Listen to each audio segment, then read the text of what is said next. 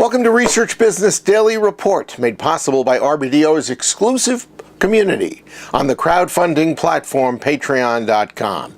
If you're a regular viewer or you just happen to have come across our video today and you like what you see, please visit patreon.com/RBDR and find out how you can help us continue this series.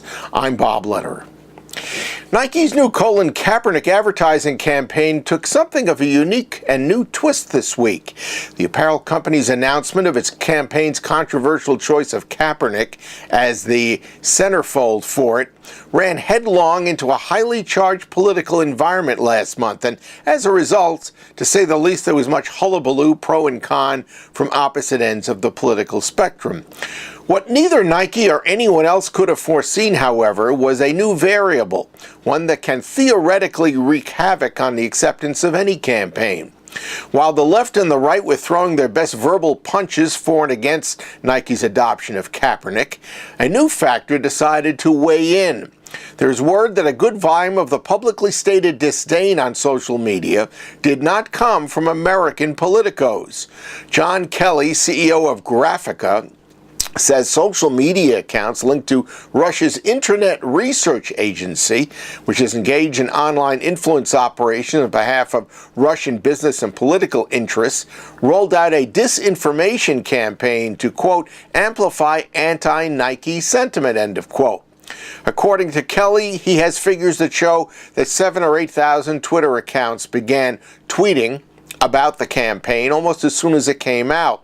But by the end of that first day, it had proliferated to 80,000 accounts, and Nike's campaign was theoretically under great attack.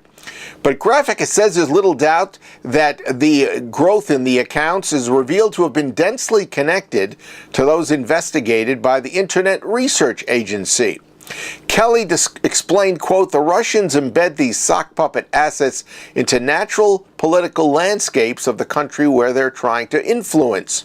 The Russians, he continues, strategically, when it matters, carry their message and inject that agenda. But most of what they're doing is nothing more than mimicry. Now, if by some chance you don't buy this, you don't buy that Graphica is asserting that the Russians really threw themselves headlong into this anti-Nike campaign, there's even more evidence of activity elsewhere.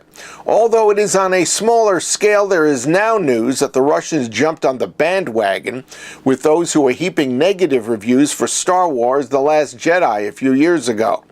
Thus, the new lesson for marketers: the potential impact and influence of an internet group based in St. Petersburg, Russia. Something to think about. That's your Research Business Daily Report, made possible by members of our exclusive community on the crowdfunding platform known as Patreon.com. RBDR is produced thanks to the interest and the generosity of regular viewers. But producing RBDR, of course, has costs that need to be covered, and those include new ones associated with our RBDR podcast.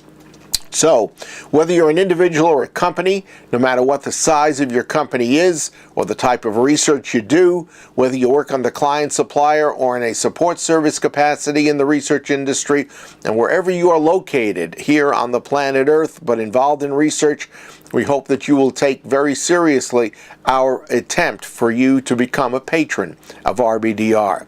Of course, we make it a matter of always acknowledging the latest RBDR patrons, and today and this week we're proud to thank InfoTools for their latest round of support. Why don't you join the community as well?